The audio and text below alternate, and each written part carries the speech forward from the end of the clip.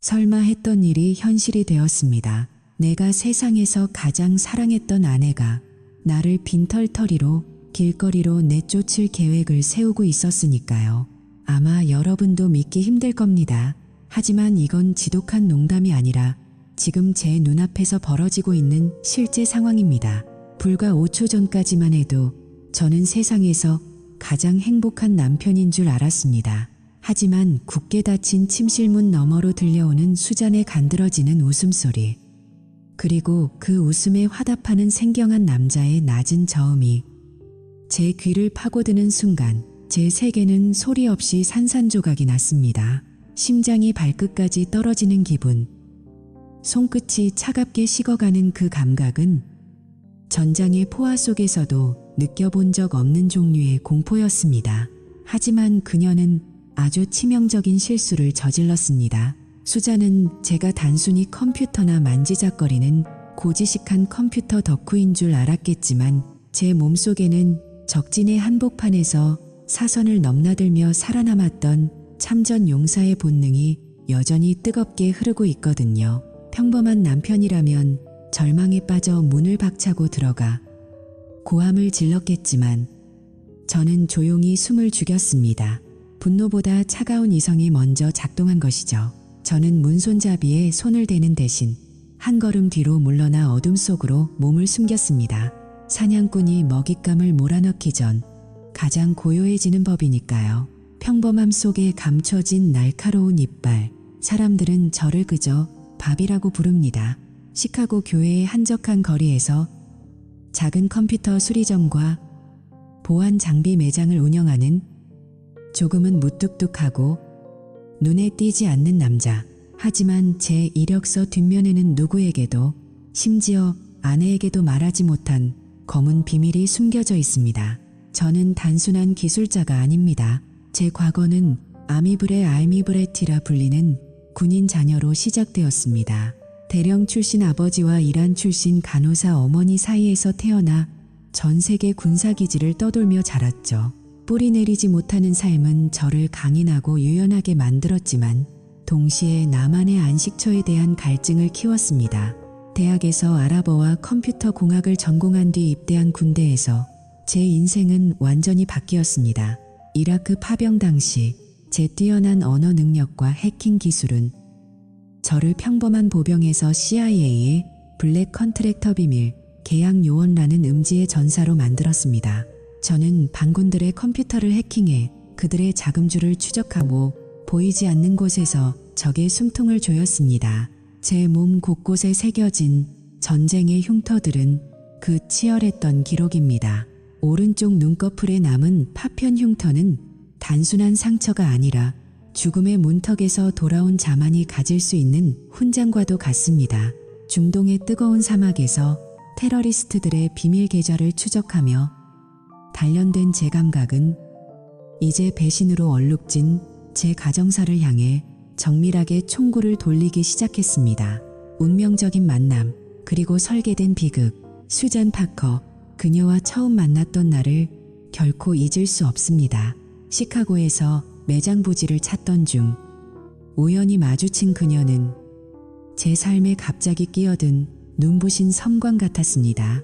수잔이 제 콜백 커르베트 스포츠카의 운전석에 앉아 수동 변속기를 서투르게 조작하며 엔진을 포효시키던 그 순간 그녀의 얼굴에 서린과도한 자신감과 화려한 미소에 저는 완전히 매료되었습니다. 이런 차를 타면 여자들이 다 질투하겠는데요. 라며 당당하게 키를 던지던 그녀. 은행원이었던 수잔은 세련됐고 야망이 넘쳤으며 자신이 원하는 상류층의 삶이 무엇인지 정확히 아는 여자였습니다. 저는 그 화려한 겉모습에 눈이 멀어 전장에서도 한 번도 놓지 않았던 경계심을 너무나 쉽게 내려놓고 말았습니다. 흉터투성이인 제 삶에 그녀가 가져다준 온기는 너무나 달콤했으니까요. 하지만 결혼 생활이 이어지며 제 환상은 조금씩 금이 가기 시작했습니다. 제가 CIA 업무로 중동 출장을 다녀올 때마다 그녀의 온도는 눈에 띄게 식어갔습니다. 예전에 뜨거웠던 환영은 사라지고 공항 마중조차 귀찮아하며 바쁘니까 우벌 타고 와. 짐도 많은데 짜증나게라는 차가운 메시지가 일상이 되었습니다. 집안에는 제가 모르는 낯선 향수 냄새가 감돌기 시작했고 그녀는 점점 더 늦게 귀가했습니다. 침식되는 신뢰와 드러나는 음모, 결정적인 신호는 제 서재에서 발견되었습니다. 어느 날 밤, 저는 제 서류함의 잠금 장치가 미세하게 뒤틀려 있는 것을 발견했습니다.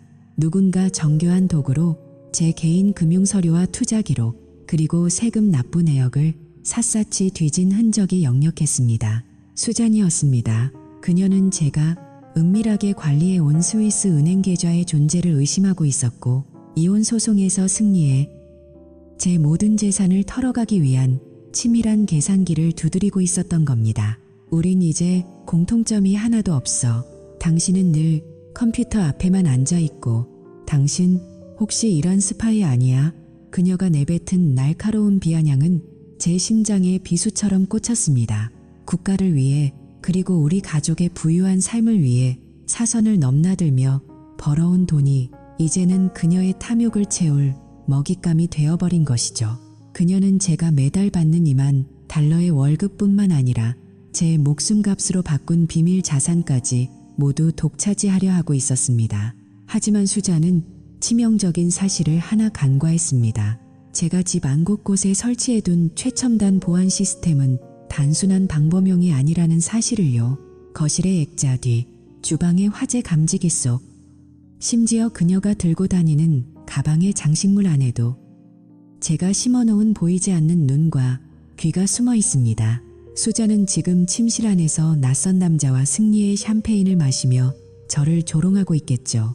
그 멍청한 남편 녀석은 아무것도 몰라라며 낄낄거리고 있을 겁니다. 하지만 그녀가 전혀 예상하지 못한 사실이 하나 더 있습니다. 제가 바로 이 순간 제 태블릿 PC를 통해 그들의 은밀한 대화와 거친 숨소리, 심지어 나중에 법정에서 그녀를 파멸시킬 모든 증거를 단 한 토씨도 빠짐없이 녹화하고 있다는 사실을 말입니다. 이제 사랑의 눈먼 바보 같은 남편 연기는 끝났습니다. 수잔이 저를 빈털터리로 만들 계획을 세웠다면 저는 그녀의 화려한 성을 통째로 무너뜨릴 준비가 되었습니다. 그녀가 사랑하는 그 상류 사회의 문턱에서 그녀가 가장 고통스러운 방식으로 추락하게 만들 것입니다. 과연 수잔과 그 남자가 나눈 대화의 끝에는 어떤 추악한 진실이 기다리고 있을까요? 그리고 제가 준비한 이 잔혹한 반격의 첫 단계는 무엇일까요? 진짜 사냥은 지금부터 시작됩니다. 침실 문 너머로 새어나오는 그 웃음소리, 그것은 단순한 배신 이상의 신호였습니다. 제 안의 군인 본능은 즉각적으로 대응 태세를 갖췄죠. 슬퍼할 시간 따위는 없었습니다. 전장에서는 감정에 휘둘리는 순간이 바로 죽음이니까요. 그렇게 저는 아내 수잔이 짜놓은 판 위에서 거꾸로 그녀를 추적하는 정교한 사냥꾼의 길을 택했습니다. 두 얼굴의 삶, 디지털 전사와 무능한 남편. 낮 동안 저는 시카고 교외의 조용한 컴퓨터 수리점 주인입니다. 먼지 쌓인 하드드라이브를 고치고 속도가 느려 터진 노트북을 들고 온 노인들에게 백신 설치법을 가르치는 수잔의 눈에는 한없이 지루하고 경제적 능력이 부족한 남자일 뿐이죠. 그녀는 요즘 제 면전에서 혹은 그녀의 화려한 부동산 중개인 친구들 앞에서도 대놓고 저를 무시하곤 합니다. 우리 남편은 기계랑만 대화해서 사회성이 좀 떨어져요. 그녀가 칵테일 잔을 기울이며 비웃듯 내뱉는 말들은 저에게 상처가 되기보다 오히려 완벽한 엄폐물이 되어 주었습니다. 하지만 밤이 되어 서재문을 잠그면 저는 완전히 다른 사람이 됩니다. CIA와의 비밀 계약을 통해 매달 20달러 약이 600만 원을 받는 특급 컨설턴트. 제 임무는 중동 핀 쿠안 반군들의 금융 네트워크를 추적해 그들의 자금줄을 소리 없이 분쇄하는 것입니다. 제 모니터 속에서는 하룻밤 사이에도 수백만 달러의 검은 돈이 공중분해되지만 다음날 아침 식탁 앞에 저는 수잔이 던지는 잔소리를 묵묵히 받아내는 고지식한 남편으로 돌아옵니다. 그녀는 꿈에도 모르겠죠. 제가 그녀의 무시를 견디는 게 아니라 그 무시를 방패 삼아 제 진짜 작전을 수행하고 있다는 걸요. 사실 수잔이 나를 무시할수록 나의 보안은 철저해집니다. 누가 이 지루한 수리점 주인이 국제적인 금융 해킹의 중심에 있다고 의심하겠습니까? CIA 요원들은 저를 카니보어 드론보다 가성비 좋은 자산이라 부릅니다. 적들의 은행 계좌를 털어 그 자금을 동결시키고 그 과정에서 발생하는 보너스는 제 스위스 계좌로 조용히 흘러 들어갑니다. 이미 제 비밀 자산은 360만 달러를 넘어섰지만 수잔에게 저는 여전히 매달 가게 임대료를 걱정하는 것처럼 연기해야만 했습니다. 그림자, 추적, 탐파파스와의 은밀한 조우, 신뢰가 깨진 자리에 저는 감정 대신 기술과 자본을 투입했습니다. 저는 지역에서 가장 유능하면서도 입이 무겁기로 소문난 사립, 탐정, 탐파파스를 고용했습니다. 그는 베티 블랙이 운영하는 제 매장의 단골이자 고성능 감시 장비를 구입해가는 전문가였죠. 밥, 당신 아내, 보통이 아니더군요. 이건 단순히 바람을 피우는 수준이 아닙니다. 탐이 건네준 암호화된 보고서에는 수잔의 동선이 초 단위로 기록되어 있었습니다. 하지만 저는 타인의 눈에만 의존하지 않았습니다. 저는 며칠 전 그녀의 생일 선물로 건넸던 5달러짜리 한정판 디자이너 핸드백의 금속 장식 안감에 제가 직접 개조한 초소형 도청 장치를 심었습니다. 또한 그녀의 아우디 A6 하부에는 군용 등급의 GPS 추적기를, 그녀의 최신형 아이폰에는 백그라운드에서 위치 정보를 송출하는 감지 불가능한 비콘을 심어 그녀의 모든 일거수일투족을 제 손바닥 위에 올려두었습니다. 어느 날 밤, 모두가 잠든 시간, 서재의 어두운 그림자 속에 앉아 노이즈 캔슬링 헤드셋을 쓴 저는 소름 끼치는 대화를 듣게 되었습니다. 수잔의 목소리, 그리고 그녀의 불륜 상대이자 비열한 부동산 개발업자인 사일러스 코엔의 목소리였습니다. 걱정 마, 사일러스. 그 멍청한 밥은 자기 통장에 얼마가 있는지도 모를걸. 이혼 서류만 던지면 시카고 집이랑 그동안 모은 재산은 다 우리 거야. 그는 그냥 컴퓨터 앞에 앉아있는 기계일 뿐이니까. 수잔의 간드러지는 웃음소리가 고막을 찔렀습니다. 그녀는 단순히 다른 남자를 만나는 것이 아니라 제 재산을 분할하는 게 아니라 강탈할 계획을 세우고 있더군요. 심지어 사일러스와 함께 제 투자 서류와 세금 보고서를 뒤진 흔적까지 발견했습니다. 하지만 전 동요하지 않았습니다. 오히려 차갑게 웃었죠.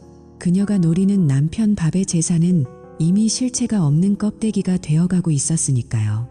타일러 코너스의 탄생, 전략적 퇴각과 제2의 자아, 적의 의도를 파악한 이상 대응은 신속해야 했습니다. 저는 즉시 자산 재배치 아셋, 리알로케이션에 착수했습니다. 시카고의 모든 합법적 자산은 서서히 증발하기 시작했고 그 돈은 여러 단계를 거쳐 대서양 너머 스위스와 케이맨 제도의 비밀 계좌로 흘러들어갔습니다. 그리고 그곳에는 밥이 아닌 완벽한 서류와 경력을 갖춘 가공의 인물 타일러 커널스가 기다리고 있었습니다. CIA의 조력으로 만든 진짜보다 더 진짜 같은 여권, 사회보장번호, 심지어 10년치의 정교한 직장 경력과 신용 기록까지. 저는 언제든 밥이라는 허물을 벗고 타일러로 다시 태어날 준비를 마쳤습니다. 저는 거실 소파에 앉아 수잔과 TV를 보면서도 머릿속으로는 타일러 코너스의 삶을 설계했습니다. 그는 어디에 살 것이며 어떤 차를 탈 것인가. 수잔이 사일러스와 함께 나의 남겨진 자네를 가지고 승전보를 올릴 때 저는 이미 지구 반대편에서 타일러로서 새로운 삶을 시작하고 있을 것입니다. 이것은 단순한 이혼 준비가 아니라 한 인간의 존재 자체를 지우고 새로 쓰는 전략적 증발이었습니다. 베티 블랙, 체스판 위의 결정적인 퀸. 이 정교한 계획에서 제 매장 매니저인 베티 블랙은 없어서는 안 될 조력자이자 결정적인 군사적 요충지였습니다. 그녀는 전직 경찰의 아내였고 세상의 쓴맛을 아는 강인한 여성이었습니다. 베스트바이에서 나이가 많다는 이유로 해고당한 그녀를 제가 거두었을 때 그녀는 제게 목숨을 빚진 것과 다름없는 충성심을 보였습니다. 저는 베티에게 매장의 모든 자산과 운영권을 넘기는 비밀 계약서를 작성했습니다. 베티, 만약 내가 다음 중동 출장에서 돌아오지 못하거나 갑자기 연락이 끊긴다면 이 가게는 전부 당신 거예요. 그리고 언젠가 타일러 코너스라는 사람이 당신을 찾아와 도움을 요청하면 묻지도 따지지도 말고 그가 시키는 대로 해줘요. 베티는 슬픈 눈으로 저를 바라보았지만 제 단호한 태도에 고개를 끄덕였습니다.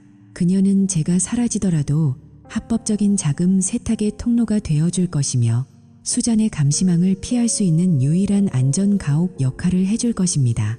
저는 그녀에게 5만 달러의 현금과 함께 매장 자산을 양도함으로써 제 후방 지원군을 완벽히 구축했습니다.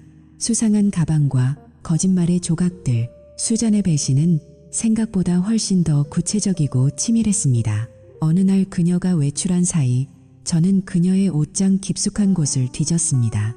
안 쓰는 코트들 뒤편, 여행용 신발 상자들 아래에 숨겨진 작은 여행 가방 하나를 발견했죠.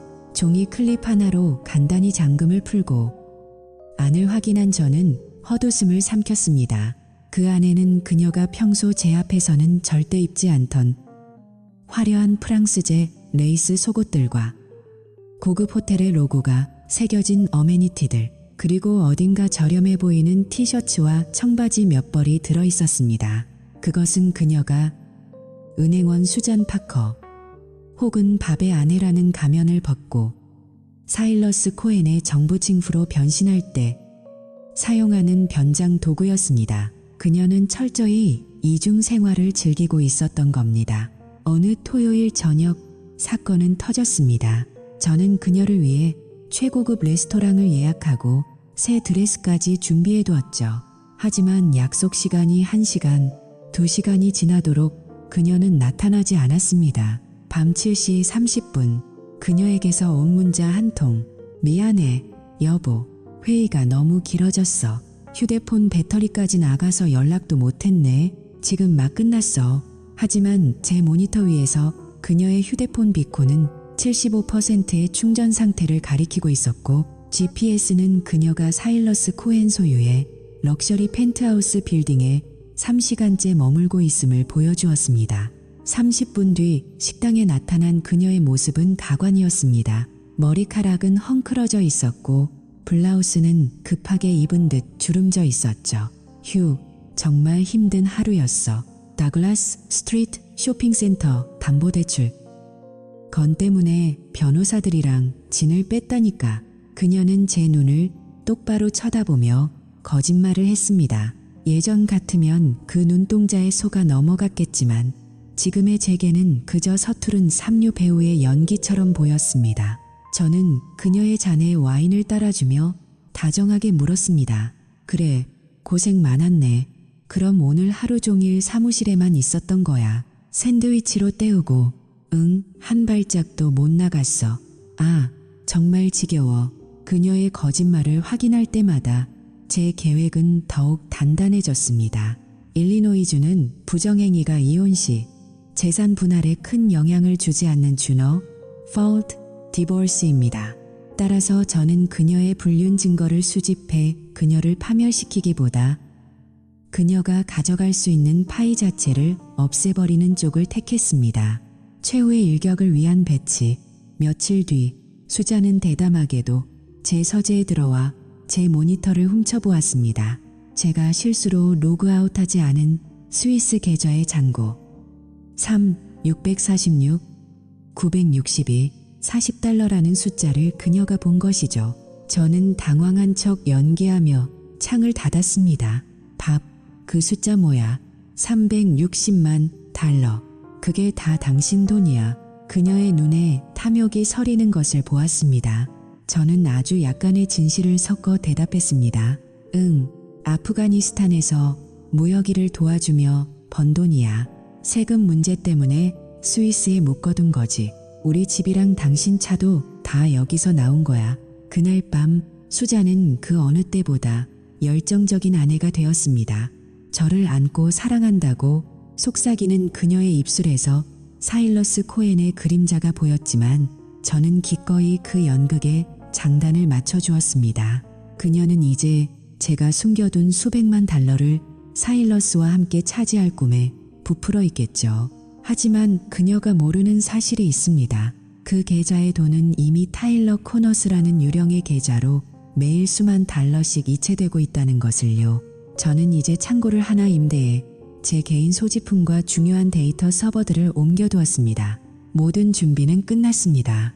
수잔이 사일러스와 함께 이혼 세미나라는 핑계로 주말 여행을 떠나겠다고 통보한 순간 저는 제 인생의 가장 거대한 탈출 작전인 작전명 청소부의 실행 버튼을 눌렀습니다.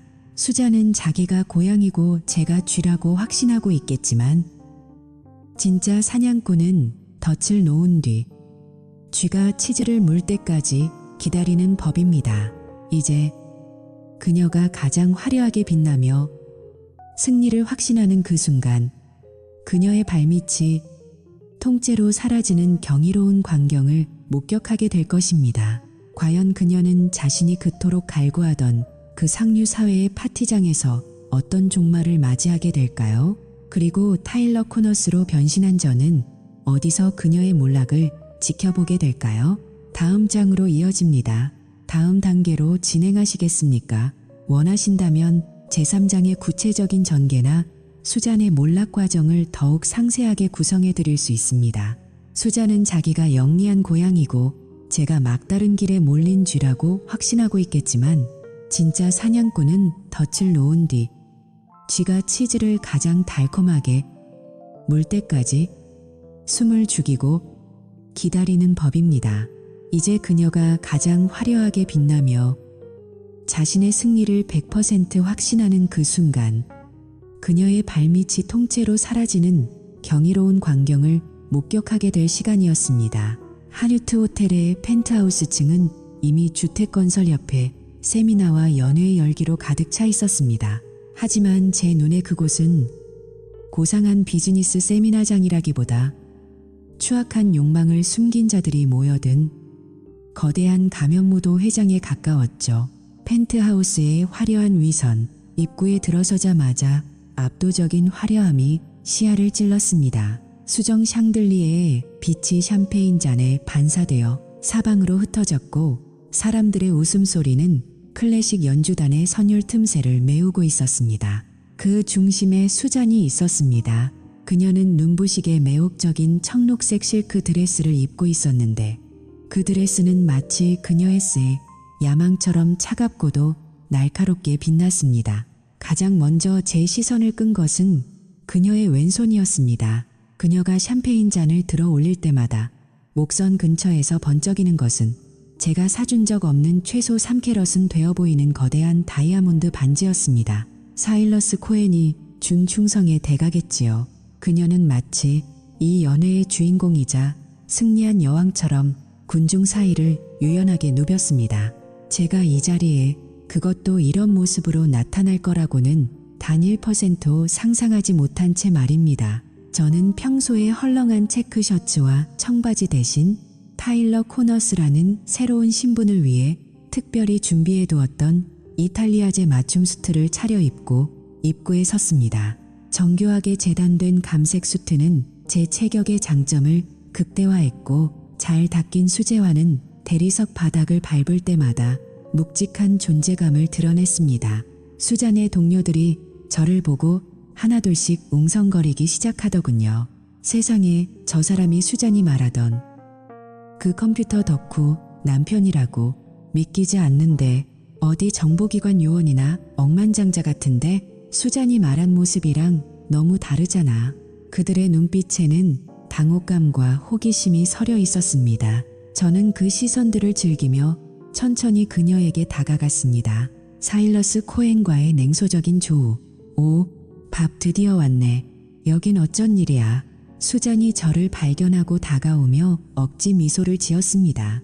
하지만 그녀의 눈동자 속에는 당혹감이 역력했습니다. 그리고 예상대로 그녀의 곁에는 사일러스 코엔이 마치 주인이라도 된 양 그림자처럼 붙어 있었죠. 사일러스는 번들거리는 손을 내밀며 제게 가식적인 악수를 청했습니다. 아, 이분이 바로 그 유명한 IT 전문가이신 수잔의 부군이시군요. 반갑습니다. 사일러스 코엔입니다. 그의 기름기 흐르는 미소 뒤에 숨겨진 비열함과 탐욕이 고스란히 느껴졌습니다. 저는 그의 손을 잡는 대신 와인잔을 가볍게 들어올리며 고개를 까닥였습니다. 만나서 반갑군요. 일러스 씨, 소문은 익히 들었습니다. 특히 최근에 진행하시던 더글라스 스트리트 쇼핑센터 프로젝트 말입니다. 들리는 말로는 제2금융권에서도 자금줄이 막혀 꽤 골머리를 앓고 계시다던데 이런 호화로운 펜트하우스에서 칵테일을 즐길 여유가 있으시다니 정말 대단한 강심장이십니다. 사일러스의 얼굴이 순식간에 흑빛으로 변했습니다. 주변에 있던 부동산 업자들의 시선이 일제히 그에게 꽂혔죠. 수잔은 당황한 듯 제 팔을 손톱이 박힐 정도로 강하게 쥐며 쏘아붙였습니다. 밤 무례하게 왜 이래? 비즈니스 자리에서 실례잖아. 내 가장 소중한 컴퓨터 덕후 페이보라이트 컴퓨터 널드가 오늘따라 수트 좀 입었다고 기운이 너무 넘치네. 사일러스, 미안해요. 이 사람은 기계만 만지다 보니 사람 대하는 예의를 좀 몰라요. 밥, 넌 그냥 저기 구석에 가서 조용히 술이나 마시고 있어. 알았어. 그녀는 사일러스의 기분을 맞추기 위해 대놓고 저를 모욕했습니다. 하지만 저는 전혀 기분 나쁘지 않았습니다. 오히려 안쓰러웠죠. 그녀가 필사적으로 매달리고 있는 저 남자가 얼마나 처참하게 무너질지 저는 이미 알고 있었으니까요. 보이지 않는 전쟁. 수잔은 제가 자신의 사회적 지위를 망칠까봐 노심초사하며 저를 밀어내려 했습니다. 하지만 그녀는 몰랐습니다. 제 재킷 안쪽 주머니에서는 사일러스의 모든 통신 장비와 주변의 녹음 기기를 일시적으로 먹통으로 만드는 미세한 신호 교란기가 작동하고 있었다는 것을요. 동시에 제가 미리 그녀에게 선물했던 하지만 그녀는 출처를 모르는 고가의 디자이너 핸드백 안감에는 특수 제작된 초소형 도청 장치가 숨겨져 있었습니다. 지금 이 순간에도 사일러스가 그녀의 허리를 감싸며 나누는 은밀한 대화, 그녀가 제 자산을 어떻게 빼돌릴지 속삭이는 계획들이 실시간으로 제 클라우드 서버에 백업되고 있었습니다. 연회장의 조명이 살짝 어두워지며 부드러운 재즈 선율이 흘러나왔습니다. 사일러스가 수잔을 이끌고 플로어로 나가려던 찰나 제가 한 발 앞서 그녀의 손목을 낚아챘습니다. 잠깐, 사일러스 씨, 내 아내와 춤을 추려면 순서를 기다려야죠. 수잔, 이 노래 들려요. 우리가 부부로서 추는 마지막 춤이 될지도 모르는데 한 곡 정도는 허락해 주겠지. 마지막 춤, 그리고 360만 달러의 진실. 저는 억지로 그녀를 끌어안다시피 하며 댄스 플로어로 나갔습니다. 수잔은 불쾌한 기색을 숨기지 않으며 제 품에서 벗어나려 몸부림쳤습니다. 이거 놓아, 밥. 사람들 보잖아. 미쳤어. 당신 취한 거야. 음악이 고조되고 주변의 소음이 음악 속에 묻힐 때쯤 저는 그녀의 허리를 강하게 끌어당겨 제 가슴에 밀착시켰습니다. 그리고 그녀의 귀에 입술을 바짝 대고 평소에 유순한 남편이 아닌 전장에서 적의 숨통을 끊던 냉혹한 병사의 목소리로 속삭였습니다. 수잔, 당신이 내 컴퓨터에서 훔쳐본 그 숫자들 기억하지? 646, 962달러, 4센트. 그 통장을 보며 사일러스와 어떤 꿈을 꿨을지 상상이 가네. 하지만 안타깝게도 그 돈은 이미 디지털 공간의 안개처럼 흩어지고 있어. 스위스 계좌는 폐쇄됐고 당신이 내일 아침 은행에서 확인할 수 있는 건 오직 차가운 잔액 영원뿐일 거야. 수잔의 몸이 순식간에 차갑게 식는 게 제 팔을 통해 전해졌습니다. 그녀의 호흡이 거칠어졌고 고개를 들어 제 눈을 바라보는 그녀의 눈동자는 공포로 잘게 떨리고 있었습니다. 그리고 당신의 그 대단한 연인 사일러스, 그의 주택담보대출 사기와 자금 세탁 증거는 이미 국세청과 FBI 익명 제보 창구에 업로드됐어. 내일 해가 뜨면 그는 펜트하우스가 아니라 차가운 감방에서 아침을 맞이하게 될 거야. 저는 잔인할 정도로 아름다운 미소를 지어 보였습니다. 내일 아침이면 밥이라는 지루한 남편은 당신 인생에서 영원히 삭제될 거야. 하지만 걱정하지 마. 내가 남긴 선물은 충분하니까. 아, 물론 그 다이아몬드 반지는 사일러스의 압류 자산에 포함될 테니 미리 빼두는 게 좋을 거야. 음악이 끝남과 동시에 저는 그녀를 품에서 차갑게 놓아주었습니다. 마치 신기루처럼 사라질 준비가 된 사람처럼 저는 그녀의 무너져 내리는 얼굴을 뒤로 한 채 연회장의 어둠 속으로 유유히 걸어 들어갔습니다. 이제 체스판의 말들은 모두 제 위치를 찾았습니다. 화려한 조명이 꺼지고 가면이 벗겨지는 순간 그녀가 마주할 진실은 그 어떤 전쟁터보다 훨씬 더 잔혹하고 비참할 것입니다. 모든 것이 제 설계대로 움직이고 있었습니다. 이제 남은 것은 이 연극의 막을 내릴 완벽한 장소를 향해 미련 없이 엑셀레이터를 밟는 것뿐이었죠. 그 화려했던 가면무도회의 막이 내리고 연회장의 조명이 하나둘 꺼질 때쯤 저는 이미 어둠 속으로 녹아들었습니다. 수잔이 차가운 공포에 질려 플로어에 얼어붙어 있는 동안 저는 미리 준비해둔 작전명 퇴각을 실행에 옮겼죠. 지난 24시간은 제 인생에서 가장 정교하고도 신속한 체스 게임이었습니다. 완벽한 증발, 24시간의 기록. 수잔이 사일러스 코엔의 품에 안겨 승리감에 취해 있을 때 저는 이미 체스판 위에 킹을 옮기고 있었습니다. 군인 시절 익힌 신속한 기동력은 사회에서도 여전히 유효했죠. 밥이라는 이름으로 살았던 지난 세월의 흔적을 지우는 데는 정확히 22시간 14분이 걸렸습니다. 먼저 저는 미리 렌트해둔 비밀 창고로 향했습니다. 그곳에는 지난 몇 달간 조금씩 옮겨다 놓은 제 진짜 삶의 파편들이 있었죠. 전문가용 서버, 위성통신 장비, 그리고 만일의 사태를 대비한 방어용 무기들까지. 저는 가장 먼저 수잔과 공유하던 모든 디지털 연결 고리를 끊어버렸습니다. 그녀의 스마트폰에 심어두었던 비콘비컨은 이제 제가 아닌 아무 의미 없는 노이즈만을 송출하게 설정했죠. 수잔이 다음 날 아침 지독한 숙취와 정체모를 불안감에 짓눌린 채 현관문을 열었을 때 그녀를 맞이한 건 따뜻한 환영이 아니라 뼛속까지 파고드는 지독한 정적이었습니다. 밥, 당신 안에 있어. 그녀의 목소리는 공허한 거실벽을 타고 되돌아올 뿐이었죠. 그녀는 본능적으로 휴대폰을 꺼내 공동계좌 앱을 실행했습니다. 어젯밤 보았던 그 엄청난 숫자들이 자신을 안심시켜 주길 바라면서요. 하지만 화면에 뜬 숫자는 그녀의 심장을 그대로 얼려버렸을 겁니다. 링메유알 링링. 잔액은 소수점 하나 남기지 않고 깨끗하게 비워져 있었습니다.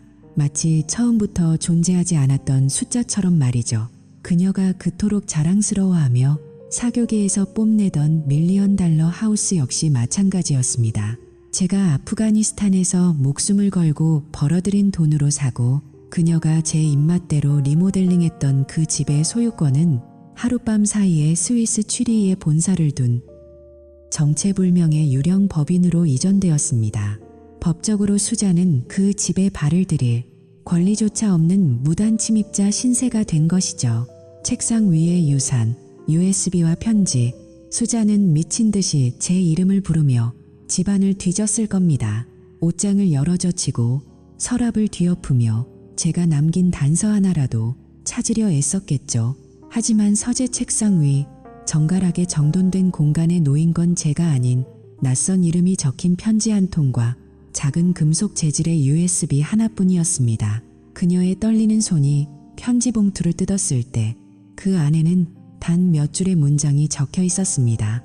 수잔, 아니, 친애하는 나의 전처에게 밥이라는 남자는 어젯밤 그 연회장에서 죽었어. 당신이 사랑했던 건 내 돈이었고 내가 사랑했던 건 당신이라는 환상이었지. 이제 그 환상은 끝났어. 여기엔 오직 타일러 코너스만이 남았을 뿐이야. 이 USB는 내가 당신에게 주는 마지막 이별 선물이야. 부디 유용하게 쓰길 바라. USB의 내용은 가히 파괴적이었습니다. 그 안에는 단 파푸스를 통해 수집한 수잔과 사일러스 코엔의 외도 장면들이 고화질 영상으로 담겨 있었습니다. 단순히 감정적인 복수만을 위한 것이 아니었죠. 더 결정적인 것은 사일러스 코엔이 은행 대출을 받기 위해 조작했던 서류들과 수잔이 조력했던 세무부정 거래 내역들이었습니다. 저는 이미 공항으로 향하는 차 안에서 해당 파일들의 복사본을 국세청 IRS과 연방수사국 FBI의 특별수사팀에 전송 완료한 상태였습니다. 금융범죄에 있어서 자비란 없습니다. 수잔은 이제 단순히 이혼녀가 되는 것이 아니라 연방교도소의 차가운 담벼락을 마주해야 할 처지에 놓인 것이죠. 무너지는 모래성. 그 시각 수잔이 절규하며 사일러스에게 전화를 걸었을 때 돌아온 답변은 지금 거신 번호는 없는 번호입니다라는 기계적인 안내음뿐이었을 겁니다. 사일러스 코엔, 그는 누구보다 눈치가 빠른 쥐새끼였습니다. 연회장에서 제가 보여준 그 여유로운 미소와 수위 높은 경고를 듣자마자 그는 위험을 감지했습니다.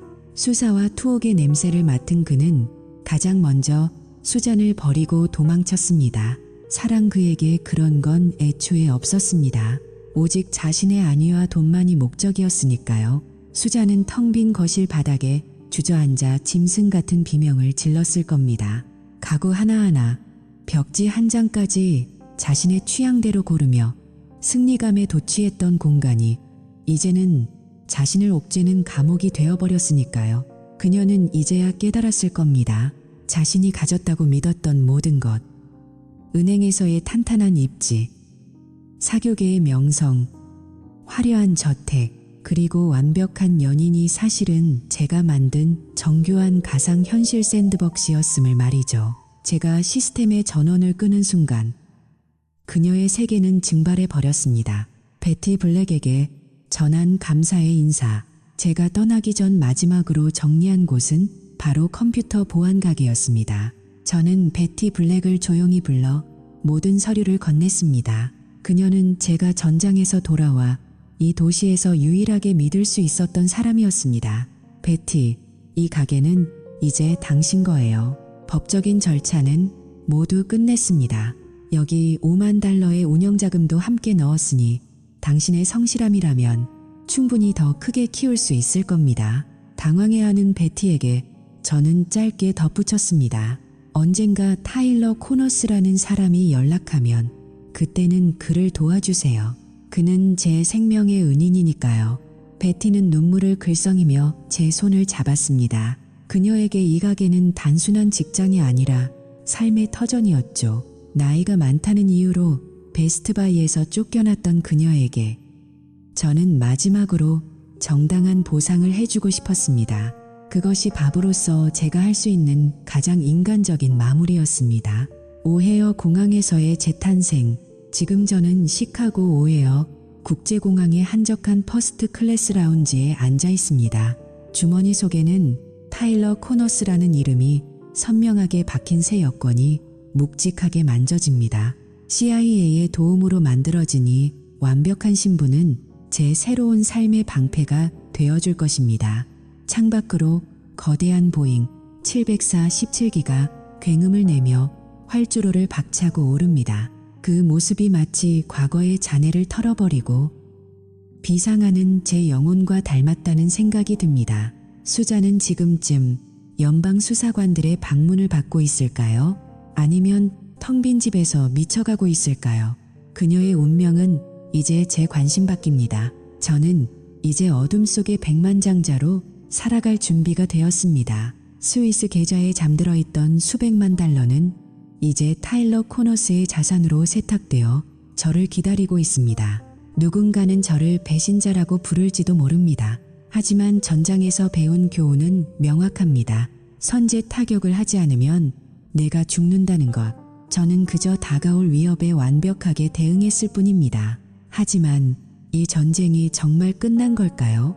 사일러스 코헨이 그렇게 쉽게 포기할 놈이 아니라는 걸 압니다.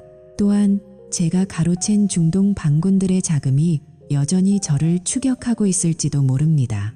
하지만 상관없습니다. 저는 타일러 코너스고 이제 막 제 인생의 두 번째 라운드가 시작되었으니까요. 모든 배역이 무대에서 사라지고 조명은 꺼졌습니다. 이제 마지막 막이 오르려 합니다. 그 끝에서 기다리고 있는 것이 승리일지 아니면 또 다른 전장일지 알 수 없지만 저는 기꺼이 그 안개 속으로 걸어 들어갈 것입니다. 과연 타일러 코너스의 새로운 이름 뒤에 숨겨진 진실은 세상 밖으로 나올 수 있을까요? 아니면 영원히 어둠 속에 묻히게 될까요? 모든 해답은 다음 장에서 밝혀질 것입니다. 모든 무대에 불이 꺼지고 화려했던 조명이 하나둘씩 자취를 감춘 뒤 진정한 이야기는 비로소 적막한 침묵 속에서 다시 시작됩니다. 시카고의 매서운 칼바람과 숨막히던 감시의 시선들을 뒤로하고 제가 도착한 곳은 지도상에서도 찾기 힘든 이름조차 생소한 어느 남태평양의 외딴 해변입니다.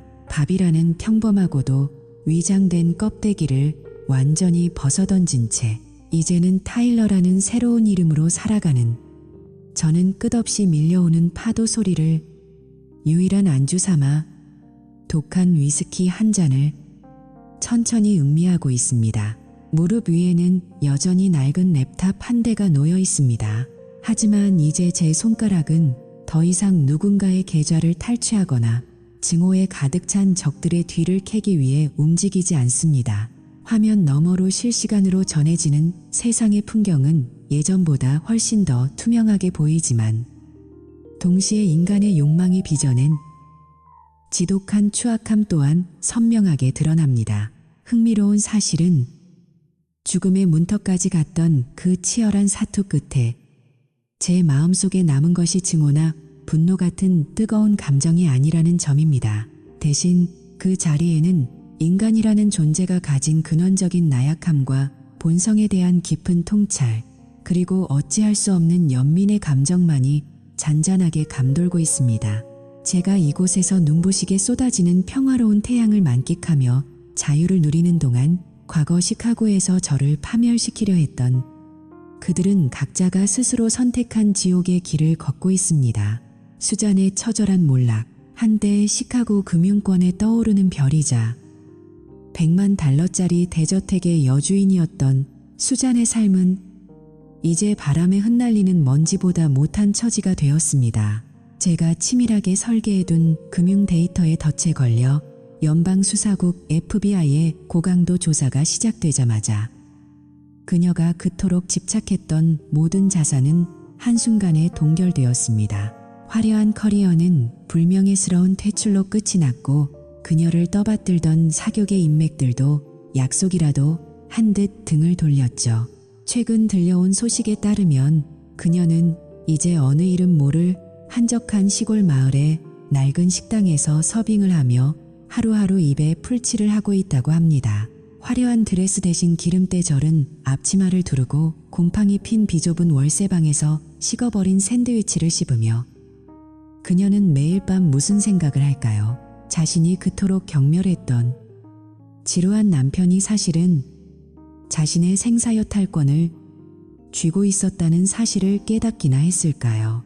사일러스 코헨의 비참한 최후, 탐욕에 눈이 멀어 쥐새끼처럼 가장 먼저 배를 버리고 도망치려 했던 사일러스 역시 제 감시망을 피할 수는 없었습니다. 그가 해외 유령 계좌로 빼돌리려던 막대한 비자금의 이동 경로는 이미 제가 당국에 넘긴 정교한 증거 자료들 속에 고스란히 담겨 있었습니다. 그는 현재 일리노이주의 차가운 감옥 창살 뒤에서 빛바랜 죄수복을 입은 채 남은 생을 보내고 있습니다. 그가 평생을 바쳐 쌓아 올렸다고 자부하던 부동산 제국은 결국 기초가 부실한 모래성처럼 허무하게 무너져 내렸습니다. 권력과 돈으로 모든 것을 해결할 수 있다고 믿었던 그의 오만함이 결국 그를 가장 깊은 나락으로 밀어 넣은 셈입니다. 결국 뿌린 대로 거두며 모든 것은 반드시 제자리로 돌아간다는 이 평범하고도 무서운 진리가 다시 한번 잔혹하게 증명된 셈입니다. 침묵하는 자의 무서움, 게임의 지배자. 사람들은 흔히 모니터 앞에 하루 종일 앉아있는 남자를 무기력하고 우습게 보곤 합니다. 수잔 역시 저를 그렇게 보았죠. 제가 서재에서 묵묵히 자판을 두드리는 동안 그녀는 저를 따분하고 다루기 쉬우며 자신의 야망을 채워줄 발판 정도로만 여겼습니다. 하지만 그녀가 간과한 결정적인 사실이 하나 있습니다. 고도의 기술과 정보를 가진 남자의 침묵은 결코 굴복이나 동의가 아니라 가장 정교한 관찰이자 치밀한 매복이라는 점입니다. 제가 서재의 어둠 속에서 조용히 자판을 두드리고 있을 때 저는 그녀가 흘리는 사소한 거짓말과 역겨운 탐욕의 흔적들을 하나하나 디지털 데이터로 변환하여 기록하고 있었습니다. 탐욕은 인간의 이성을 마비시키고 눈을 멀게 만듭니다. 그녀가 조금만 더 영리했더라면, 혹은 저와 나누었던 그 수많은 시간 중 단 한 번이라도 진실했더라면 이 잔혹한 체스 게임의 결과는 완전히 달라졌을지도 모릅니다. 하지만 그녀는 타인의 것을 빼앗고 자신을 치장하는 데 모든 에너지를 쏟아부었고, 결국 자신이 가질 수 있었던 유일한 진짜 가치였던 신뢰와 관계마저 스스로 불태워버렸습니다. 진정한 힘은 큰 목소리나 화려한 겉모습에서 나오지 않습니다. 상대방이 눈치채지 못하는 곳에서 모든 흐름을 읽고 결정적인 순간에 단 한 번의 클릭으로 판을 뒤엎을 수 있는 자가 결국 게임의 진정한 지배자가 되는 법입니다. 끝나지 않은 연결고리, 영원한 자산, 평온한 위스키 잔을 내려놓으려던 찰나, 수평선 너머 해변 저 멀리서 고요를 깨는 육중한 기계음이 들려옵니다. 붉게 물든 노을을 등지고 다가오는 것은 낯익은 CIA 로고가 선명하게 박힌 검은색 전술 헬기입니다. 그들은 결코 저 같은 고급 자산을 세상의 끝까지 추적해서라도 그냥 내버려 두지 않습니다. 제가 자유를 찾았다고 생각한 순간에도 그들은 항상 저의 가치를 이용할 준비가 되어 있죠. 검은 선글라스를 낀 낯선 사내가 거친 모래사장을 가로질러 제게 다가옵니다. 그는 가벼운 목례와 함께 암호가 걸린 작은 봉투 하나를 건넵니다. 타일러, 평화로운 시간은 여기까지인 것 같군요. 새로운 소식입니다. 스위스 금융권에서 당신의 독보적인 기술이 필요한 아주 특별하고도 위험한 임무가 하나 생겼습니다. 거절할 수 없는 조건이죠. 저는 씁쓸한 미소를 지으며 그 봉투를 받아듭니다. 이 해변에서의 평화는 한여름밤의 꿈처럼 짧았고, 제가 가진 기술의 대가는 이토록 질기게 저를 따라다닙니다. 어쩌면 이것이 제가 평생 짊어지고 가야 할 화려하지만 무거운 십자가일지도 모르겠네요. 저는 다시 타일러로서의 장비를 챙깁니다. 스위스의 차가운 서버실이 저를 기다리고 있으니까요. 당신에게 묻습니다. 충성심의 무게. 이제 제 긴 이야기는 여기서 잠시 멈추려 합니다. 하지만 이야기를 마치기 전 여러분의 가슴 속에 깊은 질문 하나를 던지고 싶습니다. 만약 당신이 매일 밤 나란히 누워 사랑을 속삭이고 미래를 약속하는 그 사람이 사실은 등 뒤에서 당신을 파멸시키고 모든 것을 앗아가기 위한 정교한 계획을 세우고 있다는 소름 끼치는 사실을 알게 된다면 당신은 과연 어떤 선택을 하시겠습니까? 그 모든 배신을 알면서도 침묵하며 조용히 반격의 힘을 기르시겠습니까? 아니면 공포에 질려 비명을 지르며 그 자리에서 도망치시겠습니까? 배신이 공기처럼 당연해진 이 차가운 세상에서 누가 진짜 나의 사람이고 누가 나를 겨냥한 칼날인지 구별해낼 수 있는 날카로운 눈을 갖는 것, 그것이야말로 이 지독하고 위험한 인생이라는 체스 게임에서 끝까지 살아남아 최후의 승자가 되는 유일한 방법일지도 모릅니다. 타일러 코너스는 이제 다시 안개 속으로 자취를 감춥니다. 다음 임무가 기다리고 있는 알프스의 만년설을 향해서 말이죠. 부디 행운을 빕니다. 지금 당신의 곁에서 웃고 있는 그 사람이 부디 가면 뒤에 칼을 숨긴 적이 아닌 진짜이기를 진심으로 바라며 이 드라마틱한 결말에 대해 더 심층적인 심리 분석이 필요하신가요? 아니면 타일러의 다음 행보가 될 스위스 임무의 배경에 대해 알고 싶으신가요?